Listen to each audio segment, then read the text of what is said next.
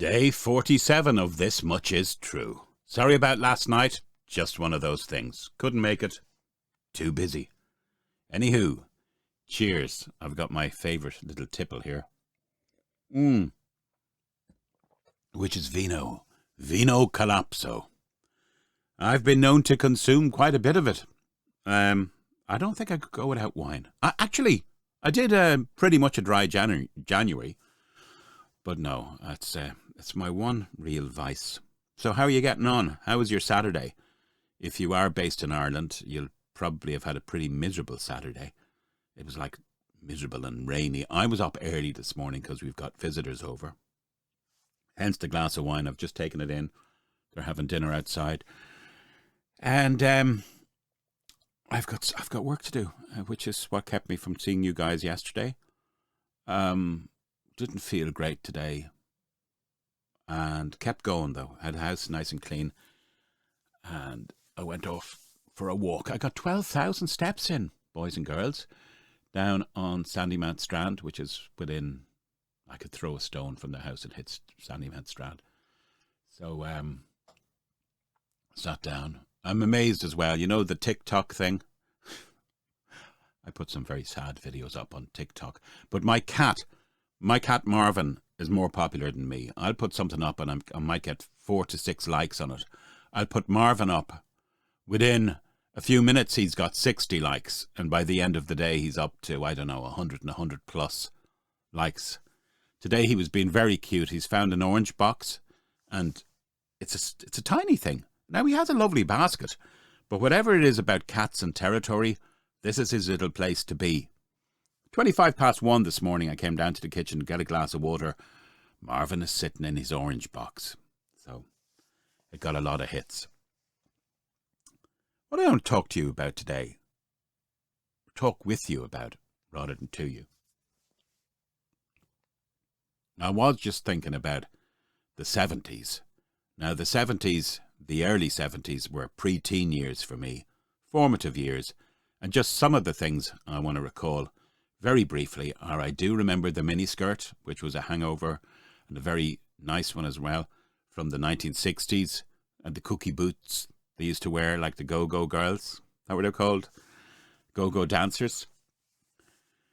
They came along. That was quite exciting. And then it started getting modest again, kinda, with the hot pants. They were like shorts, hot pants, and some of them had little, do you remember, ladies? They had these little straps, like a little overall kind of look. And there was the maxi dress, total passion killer. But it was nice in a very kind of bohemian way. You know, that and a nice hairband. Not that I would wear them or anything. And yeah. Then, of course, in the 80s, we don't want to go to the 80s, but that micro thing came along, which left nothing to the imagination. Yeah, the maxi was the passion killer. Another thing which you rarely hear about, I distinctly remember circa 70, 71, 72, and I was only pretty much a child, a thing called clackers. Does anyone remember clackers? They should have been. I think they were banned in certain countries. Clackers essentially looked like, do you know the front of that album by Fleetwood Mac, Rumours? You know, when you look down at Mick Fleetwood's balls, like, there's these two balls like on a string. Well, clackers were essentially what could have passed for pool balls on strings. And it was very simple. You clacked them together like that, and they just went clack, clack, clack, clack. An early version, if you like, of the executive toy. But the thing was, they had a nasty side to them. If you went overboard with your clacking, I distinctly remember instances where people broke their wrists. These things would flip up, smash their wrists. Yeah, just thought I'd mention them. Clackers. Nobody ever hear of clackers? Yeah, and of course, I have mentioned the platform shoes before. They were kind of exciting, particularly when you were like me, 5'2", standing on a stool. You needed something for your ego, so you had the platform shoes. They lasted, well into the mid-70s anyway. But you would take your life in your hands or in your feet when you'd walk down the street in them. Because if you twisted an ankle, not only did you fall, you probably broke your ankle as well. The next thing I want to talk to you about is the phenomenon of streaking in the 70s. What's that? Running through a public place in the nude. It became a thing for quite a while. I distinctly remember a bout of it around 1974. It actually made its way to these shores. It has its origins, apparently, in Michigan State University, where students would run through the campus in their nip, basically. So we had a very ugly version of it here. I mean, in Michigan and LA, there were probably very honey-toned, nubile students doing it, which would have been quite exciting, a frisson to the mind of pure mental lust. But in here, we had like big freaking drunks with their dangly bits hanging out, flying through the crowds of aghast people, or excited people as well. It was very funny, you see. And you'd hear, oh, there was a streaker in Rathmines last night. Oh, there was a streaker in O'Connell Street. Streaker. The word comes from, the early version of it was to streak. Streak is to move fast. So they were moving fast with no clothes on them. Shameless sods. And I do remember in 1982, that was probably not quite a full version. It was a topless version. Very famous. She's still alive. Erica Rowe. She had 2 big appendages, pendulums, and she ran out in the middle of a rugby match in Twickenham Rugby Club in London or England. And she was photographed worldwide. She's still alive. She's in her mid-60s now and lives in Portugal with her Dutch husband. I seem to take an unhealthy interest in her, you might say, but I just did a quick bit of Google. I remembered the name Erica Rowe. Funny how stuff gets to you. And I had the pleasure of having a walk with my wife the other day. What was on the road? Ford Capri. One single Ford Capri. It looked quite small, lost in all the modern cars, which was ironic because I remember, but I was small, I suppose. I remember it as being quite a big car with a long nose on it, as driven by Bodie and Doyle and the professionals. They'd be doing handbrake turns in the thing, taking their lives in their hands and killing and chasing the bad guys in their Ford Capri. And I remember well into the 80s, there was a storeman in Xerox where I worked, and they had big stores up in Glasnevin, and he was allowed to store his precious Ford Capri there, which was kind of off the road at that stage, but he showed it to me. I was only a young sales guy at the time, and I made friends with him, and he says, "Go, I'll show you this." And there it was. Just short of having plastic wrapped around the seats, he had it in pristine, immaculate condition. And it was kind of an olive green one. Beautiful. Oh, which reminds me, the Radox baths. Who remembers that? Relax in a Radox bath. They had a kind of a green version. You know, it was like Shake and Vac for baths. Wasn't there a kind of a pink version as well, or a deep relaxing. This was a thing you'd put in your bath and just lie back and think about the world as you lay in green water, essentially. Now, I suppose that's enough about me and the 70s. I just had the pleasure today of being kind of feeling my age a bit, because our visitors brought over their little girl, who is, I suppose that makes her my grand niece.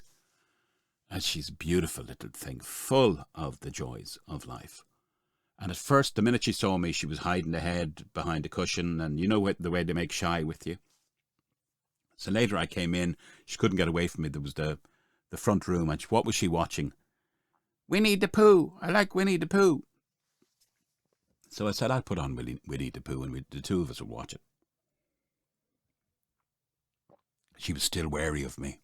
Next minute, she has a bag of these Starbursts, which I think we used to call, were there Florida something or other years ago? Remember? Florida. Why does that name in my head? But she had these little sweets. And she came over. She couldn't open. Her little nails were too short to open the pack, the wrapper. So I made an instant friend because I was able to open them, and more of these opal fruits. That's what I'm thinking about. Opal fruits made to make your mouth water. I know. Just bear with me. So, yeah. And I said to her, I said, what age are you? You know what she said to me? I don't know. I don't know.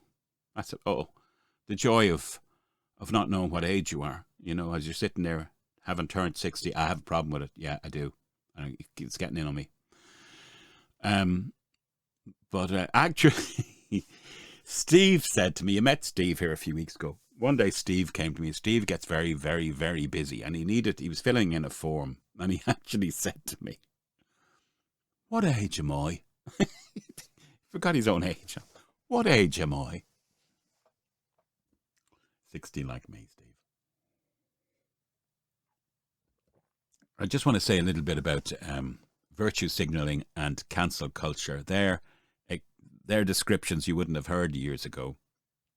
In relation to virtue signalling, I think it's an awful load of bollocks. So if you put up, I don't know, your Instagram or your Facebook with your little banner with your Ukrainian flag or Palestinian flag or I got me vaccine, whatever. Most people are onto it straight away. It's a virtue signal. Nobody gives a fuck. They don't. And really, if you do want to put those kind of things up, you should at least research them first of all. Because it just says to me, when you look at those things, oh, you're jumping on the latest trend. You know, what's the latest virtue signal? You know, I like Gaza. Sure, it's horrific what's going on over there. You like it so much, get on a plane and go over and try and sort it out. We don't want to know your affiliations. We don't need to see that you have a Ukrainian flag. You don't know the history of Ukraine. You don't. You know, you're hearing Russians bad, Ukrainians good. It's not quite that simple. You know, you need to just look at your history. I'm not going to lecture you. I'm just saying anytime you put up a banner like that, most people are wise to the fact of what you're doing. And it impresses nobody. It just marks you out as somebody who's easily manipulated and is probably very insecure in themselves that they have to fly the flag, so to speak, so other people will judge them. You know, get off your arse, get active about it if that's how you feel. Personally, I couldn't be arsed putting up somebody's flag if it's not my war. I don't know. I don't understand it. Well, I do. I probably understand a lot more than quite a few people about certain wars and certain situations and how they arise, because I've taken the time out to do it. But I think, never mind what I think. When it comes to cancel culture, I think that is the greatest cancer that's ever been inflicted on Western society. It's disgusting. At its worst, it's insidious. And at its best, it's the ultimate in childishness. This, you know, what does a child do when it can't handle an argument? It might throw a tantrum, but what does a child do? Here's what a child does. No, no, no, no, no, no, no, no, no, no, no, no, no, no, no. I don't want to hear you. And that's exactly what you do when you cancel somebody, because you can't fathom that they might have a different point of view than you do. No, no, no, no. That's what you do.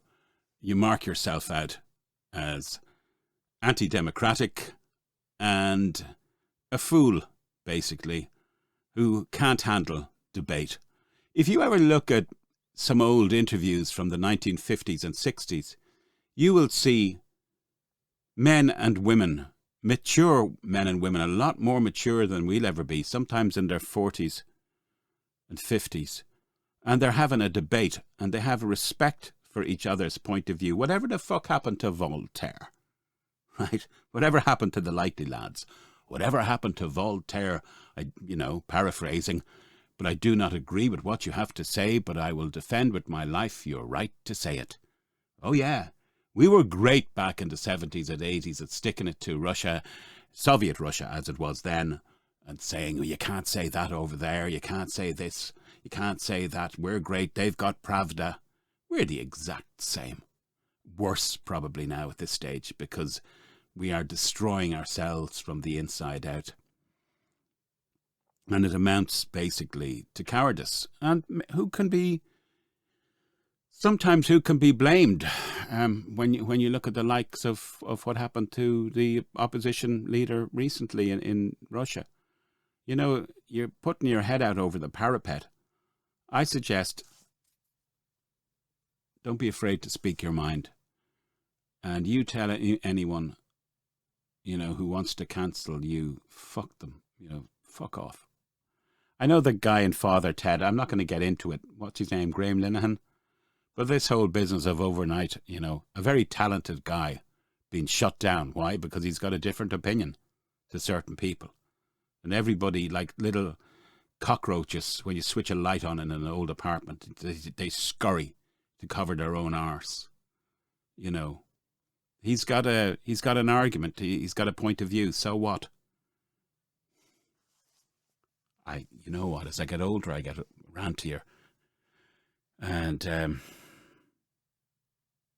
I think it's sad to see a lacking of moral fibre. Anyway, I've got work to do. That was a party poop, wasn't it? Hopefully I'll be in better form tomorrow. Meanwhile, I tell you what, I shall leave you with a smile. And even a streak, maybe. Boogity, boogity. He ain't good. A boogity, boogity. He's just in the mood to ride in the news. Oh, yes, they call him the street.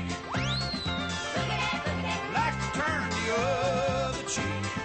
Boogity, boogity. He's always making the news, wearing just his tennis shoes. Guess you could call him unique. Hello once again, everyone. Your Action News reporter in the booth at the gym, covering the disturbance of the basketball playoff. Pardon me, sir, did you see what happened? Yeah, I did. It's halftime. I'm just going down there to get Ethel a snow cone. Here he come, right out of their cheap seats. Right down the middle of the court there, didn't have nothing on but his high-top Reeboks.